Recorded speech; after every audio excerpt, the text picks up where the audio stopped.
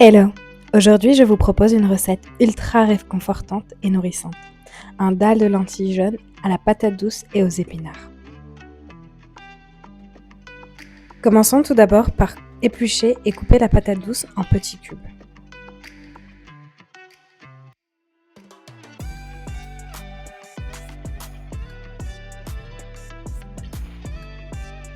Cette recette est parfaite pour la rentrée. C'est un plat complet, riche en fibres, en protéines végétales et parfait pour soutenir une alimentation anti-inflammatoire.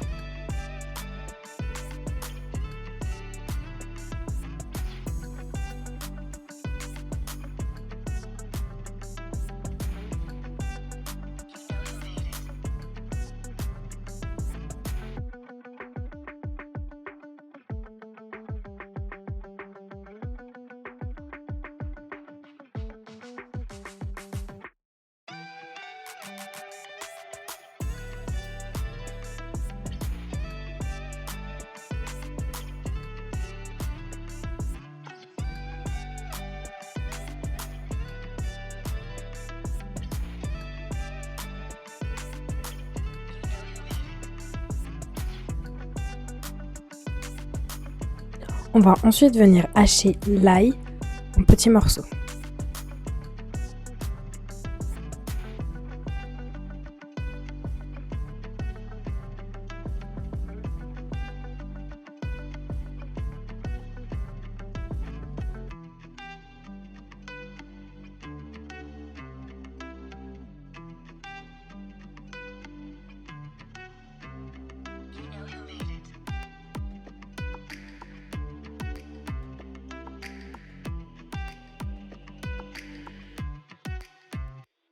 On va faire la même chose avec le gingembre. Pour cette recette, je préfère utiliser du gingembre frais plutôt qu'en poudre pour avoir beaucoup plus de saveur.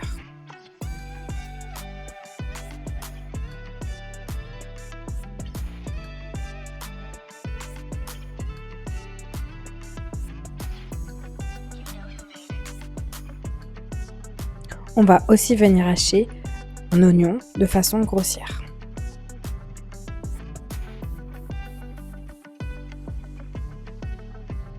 Passons maintenant à la cuisson. Dans une casserole, on va venir faire chauffer un peu d'huile de coco dans laquelle on va ajouter l'ail, l'oignon et le gingembre haché. On va laisser tout ça fondre pendant environ 1 minute avant d'ajouter les épices.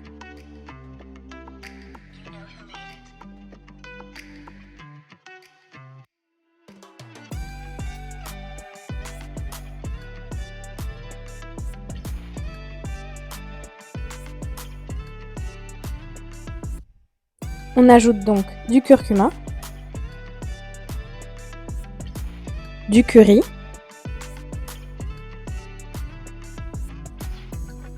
et du cumin.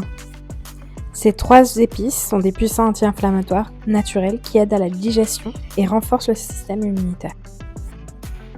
On va venir mélanger le tout pendant 1 minute pour libérer les arômes, puis on va ajouter la patate douce et les lentilles rincées. Pour cette recette, on est parti sur des lentilles jaunes qui sont des sources de protéines végétales, qui stabilisent la glycémie et favorisent la satiété.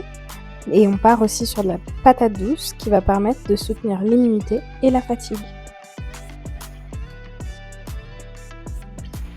On va venir ajouter à la casserole le lait de coco et de l'eau, avec au besoin, si vous le souhaitez, une petite cuillère à café de bouillon.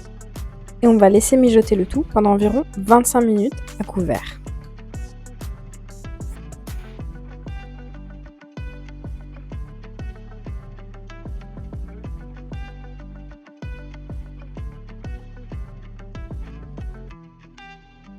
Cette recette est presque prête. Il ne nous reste plus qu'à ajouter les épinards, après avoir bien sûr mélangé un peu.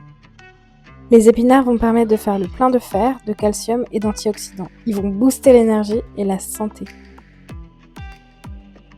On n'oublie pas de corriger l'assaisonnement avec du sel et du poivre et on laisse cuire encore 2 minutes. Et enfin, c'est prêt! Faut croire que cette recette était trop délicieuse parce que du coup, on a mangé sans filmer et sans prendre de photos. Mais bon. En tout cas, voilà une recette délicieuse et nourrissante idéale pour un repas de semaine. J'espère qu'elle vous a plu et n'hésitez pas à laisser un commentaire.